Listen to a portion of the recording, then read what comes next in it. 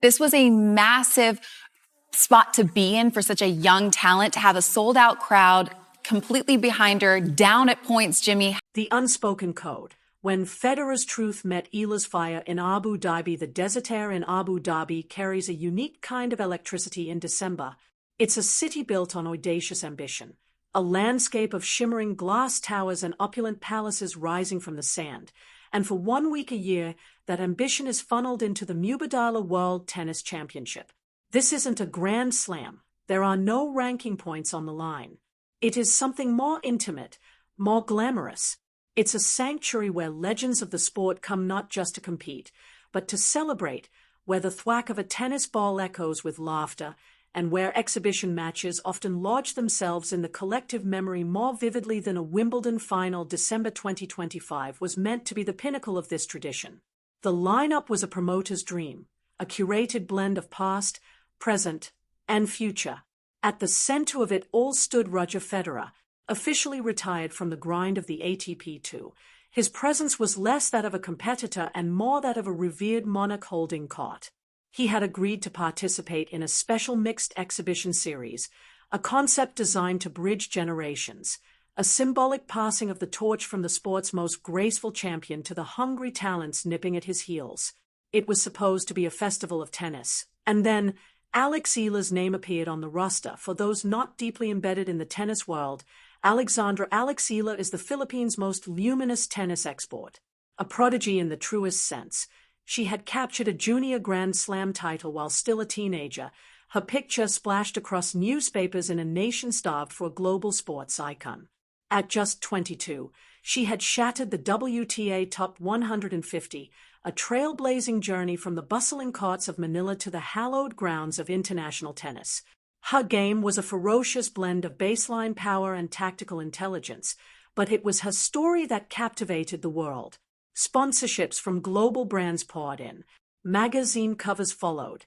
Commentators, eager for the next great narrative, had already crowned her the future of Asian tennis, but such a crown is heavier than it looks. With the spotlight came a crushing, suffocating pressure, the kind that can either forge a diamond or crack a soul. Her inclusion in the Abu Dhabi exhibition, an event typically reserved for the top 10 or bona fide legends, immediately raised eyebrows. She wasn't a top 50 player, not yet. She hadn't clinched a major WTA title.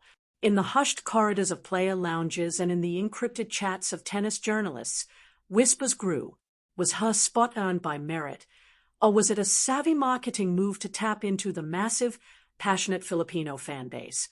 Her defenders argued that exhibitions were precisely for this purpose, to showcase rising stars and give them invaluable experience. Her critics saw it as a premature coronation. Through all the debate, Federer, the elder statesman, remained publicly silent. He had spent his post-retirement years as a global ambassador, a mentor who offered quiet words of advice to young players like Carlos Alcaraz and Jannik Sinner. He understood his words carried immense weight. He knew the difference between a public statement and a private lesson. He was waiting, observing the event organizers, oblivious to the undercurrents, hyped the marquee matchup. Federer and Eala, a collision of generations, screamed the posters. They were scheduled for a fun, light-hearted mixed doubles match, a piece of primetime entertainment. But anyone who truly knows the soul of a competitor knows this. Put them between the white lines, under the bright lights, and the concept of low stakes evaporates. Federer, even in retirement, was a perfectionist.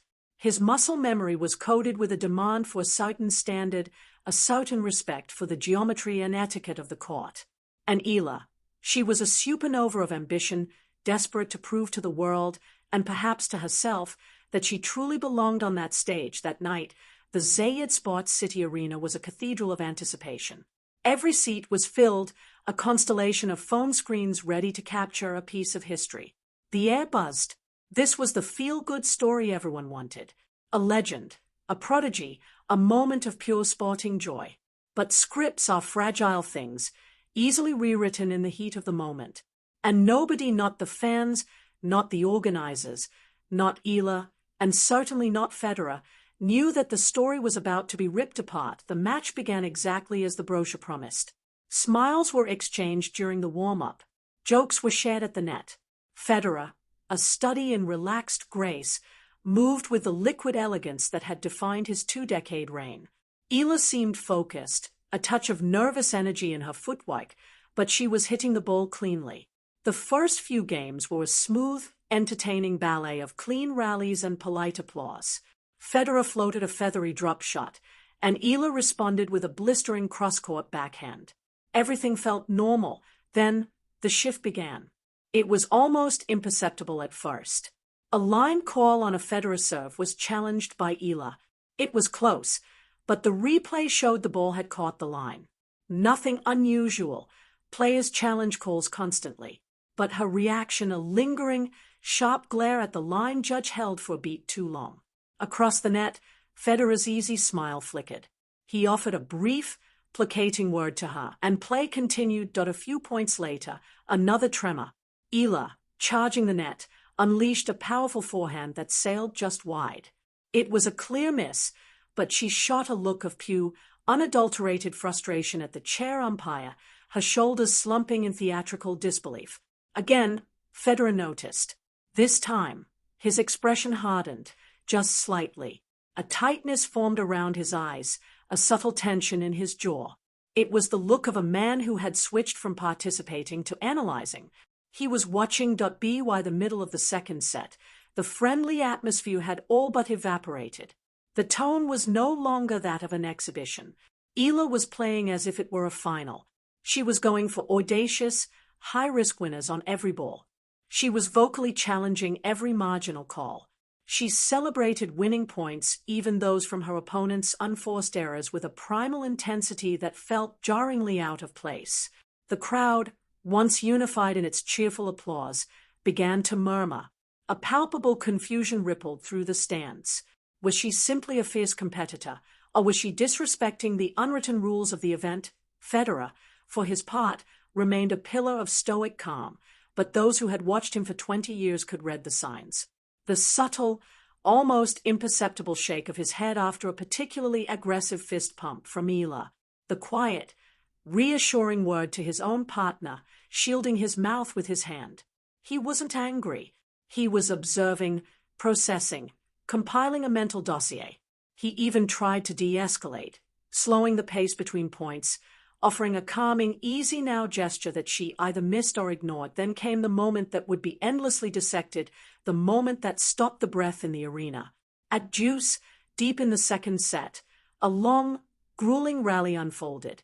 All four players were stretched to their limits. Finally, Eala saw an opening and unleashed a forehand down the line, a thunderbolt of raw power that Federer, at full stretch, could only deflect into the net. It was a spectacular shot, but it was her celebration that changed everything. She didn't just pump her fist. She let out a full-throated roar, spun around, and stared down her side of the court, her face a mask of fiery triumph. It was a celebration fit for match point at Roland Garros, not for a meaningless point in a December exhibition. Federer didn't move. He stood at the baseline, racket dangling from his hand, and watched her. He let the roar echo and fade. Then, slowly, he walked back to his position, and for a long, pregnant second, he looked directly at her. There was no malice in his eyes. There was something far more damning, a profound, almost paternal disappointment. The match ended a few minutes later without further incident. Handshakes at the net were perfunctory. The applause was polite but uncertain. The energy had curdled when the on-court interview, beaming and oblivious, stepped up for the post-match pleasantries. Everyone tuned in, expecting the usual scripted fluff. They got anything, but the interviewer was cheerful. "Roger, wonderful to have you back. How did it feel out there?" Federer smiled, the professional, media-trained smile he had perfected over thousands of interviews. "It's always a pleasure to be in Abu Dhabi. The fans are wonderful. It felt great to hit some balls again." He gave thoughtful, diplomatic answers about the new generation of players, praising their power and athleticism. Then, with a casual air, the interviewer turned to the topic of the night. "And what was it like playing with Alex Eala? Such an exciting young talent." Federer's smile tightened. He paused, just for a moment. But in that silence, the entire arena seemed to lean in. "Alex is talented," he began, his voice even and measured. "There is no question about that. She has a very bright future ahead of her." He paused again, letting the compliment land before delivering the blow. "But tonight, I think she misunderstood what this event is all about." The air went still. The interviewer's smile froze on her face. Federer continued, his voice taking on the tone of a patient professor. "This isn't the Australian Open. This isn't a WTA 1000 final. This is an exhibition. It's a celebration.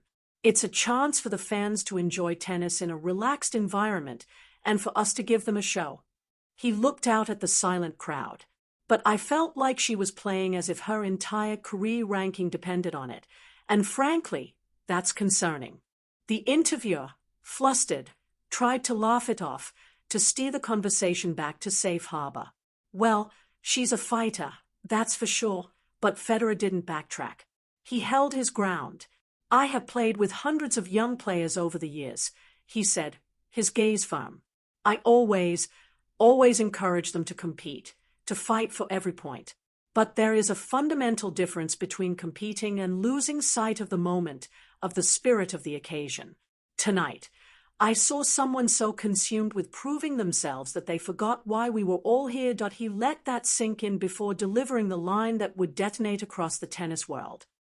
"If you can't find the joy in the game at this level, if you can't separate the pressure of competition from the spirit of an exhibition, then maybe you're not ready for this stage yet." The words hung in the air, devastating in their polite precision. Within minutes, the clip was a viral wildfire. Twitter exploded. Reddit threads multiplied into the thousands.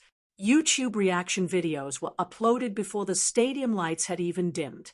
The tennis world, and the wider sports world, fractured into two camps. Team Eala defenders painted Federer as a bitter, out-of-touch legend, publicly humiliating a 22-year-old for the crime of trying too hard. "This is why young players burn out," one viral tweet read. Federer just used his platform to punch down on a woman of color who was giving her all. The gender dynamic became a central talking point. Would he have said the same about an equally intense young male player? But the #Federer was right camp was just as vociferous. "She lacked awareness," a former pro tweeted. "There's a time and a place. An exhibition with Roger Federer is not the time to be screaming after every point." He told the truth. They saw it as tough love, a necessary lesson in sportsmanship and situational awareness. From the sport's ultimate statesman, tennis analysts and former legends weighed in. Martina Navratilova posted a measured response, saying that while Federer's words were blunt, they came from a place of deep experience about the longevity of a career. Chris Evert suggested the intensity of the moment might have been misread, but younger voices in the sport felt Federer had crossed a line. One anonymous top 30 WTA player told a journalist, "Legends have a responsibility to mentor, not to publicly shame. You don't build someone up by tearing them down on global television." Eala's team was thrown into crisis mode. Her coach released a statement professing her utmost respect for Mr. Federer and explaining that she competes with the passion that has brought her this far. Her management agency posted a slickly produced highlight reel of her achievements, a subtle counter-narrative. But Alex herself remained silent.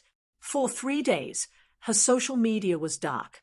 That silence only fueled the inferno of speculation. Then, just as the discourse was reaching its peak, Federer made one final comment to a Swiss newspaper that had reached out to him. "I hope she learns from this," he was quoted as saying, "because talent alone will not carry you to the top.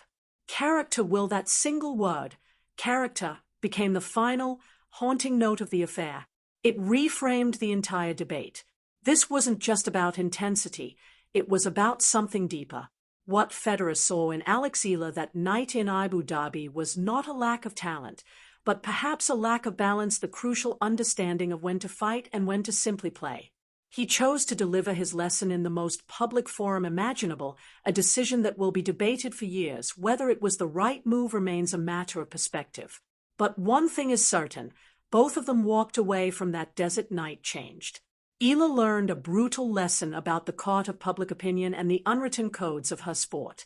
And Federer reminded the world that even in retirement, his voice could shake the very foundations of the game, and that even the most graceful of legends could spark a fire when they chose to speak their truth.